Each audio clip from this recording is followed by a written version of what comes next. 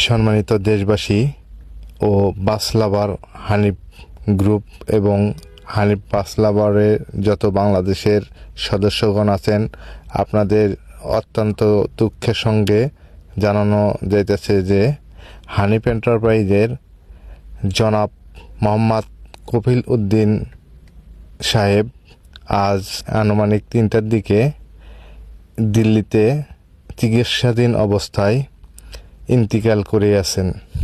তার আত্মার শান্তি কামনা সকলের কাছে দোয়া প্রার্থনা করছি, সে যেন বেহেশতবাসী হন।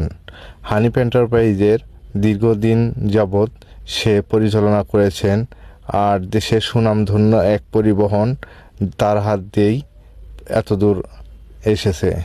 আমরা খুবই, সে ইন্তিকাল করাতে আমরা কোম্পানির স্টাফ, আমি একজন সাধারণ ড্রাইভার, তো আমি খুবই দুঃখিত ও মর্মাহত।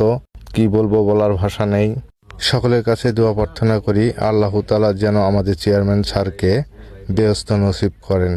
ভিডিওটা লাইক কমেন্ট শেয়ার করে দিবেন সবার কাছে পৌঁছানোর জন্য।